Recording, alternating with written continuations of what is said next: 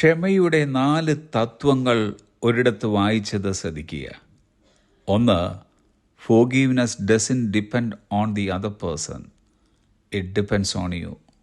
ക്ഷമ മറ്റേ വ്യക്തിയെ അല്ല ആശ്രയിച്ചിരിക്കുന്നത്, അത് നിങ്ങളെ ആശ്രയിച്ചിരിക്കുന്നു.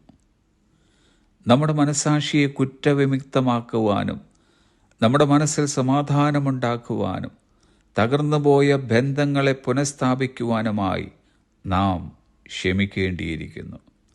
മറ്റേയാൾ ആദ്യം അതിന് തുനിയട്ടെ എന്നല്ല, ഇത് നമ്മുടെ ആവശ്യമാണ്, നമ്മുടെ മാത്രം ആവശ്യമാണെന്ന് ചിന്തിക്കുക. 2. Forgiveness matters even when the offending party refuses to admit guilt.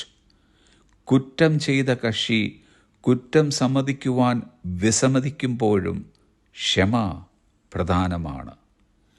ആരെങ്കിലും താൻ തെറ്റ് ചെയ്തെന്ന് സമ്മതിക്കുന്നത് വരെ നിങ്ങൾ കാത്തിരിക്കുകയാണെങ്കിൽ നിങ്ങളുടെ ഭാവി ആ വ്യക്തികളുടെ കൈകളിലാണെന്ന് ഓർക്കുക. Forgiveness is first and foremost for your own benefit, not the benefit of others. ക്ഷമിക്കുക എന്നത് നിങ്ങളുടെ സ്വന്തം നേട്ടത്തിനാണ്, അല്ലാതെ മറ്റുള്ളവരുടെ പ്രയോജനത്തിനല്ല. ക്ഷമിക്കുന്നതിലൂടെ നമ്മുടെ വേദനയും ദുഃഖവുമാണ് യഥാർത്ഥത്തിൽ മാറുന്നത്. 3. Your willingness to forgive can move the other person to seek forgiveness. ക്ഷമിക്കാനുള്ള നിങ്ങളുടെ സന്നദ്ധത ക്ഷമ തേടാൻ മറ്റേയാളെ പ്രേരിപ്പിക്കും. ഒരുപക്ഷെ നമ്മെ വേദനിപ്പിച്ച വ്യക്തിക്ക് തങ്ങൾ ക്ഷമിക്കപ്പെടാൻ അർഹതയുള്ളവരായി തോന്നില്ല. അല്ലായെങ്കിൽ അവർ ചെയ്തത് തെറ്റാണെന്ന് അവർക്കറിയാം. പക്ഷെ മുന്നോട്ട് പോയി ക്ഷമ ചോദിക്കാനുള്ള ധൈര്യമില്ല.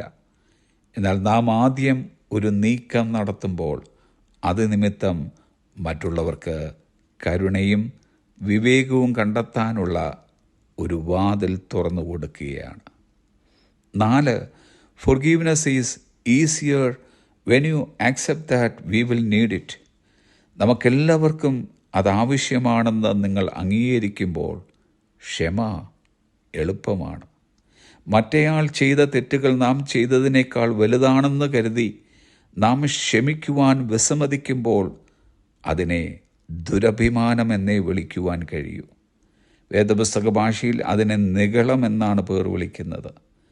ദൈവനിഗളികളോട് എതിർത്ത് നിൽക്കുമ്പോൾ താഴ്മയുള്ളവർക്ക് അവൻ കൃപ നൽകുന്നു. കർത്താവിന് ഇന്ന് നമ്മോടെല്ലാവരോടുമായി പറയുവാനുള്ളത്, നിങ്ങൾ തമ്മിൽ ദയയും മനസ്സലിവുമുള്ളവരായി ദൈവം ക്രിസ്തുവിൽ നിങ്ങളോട് ക്ഷമിച്ചതുപോലെ അന്യോന്യം ക്ഷമിപ്പീൻ. Have a blessed day.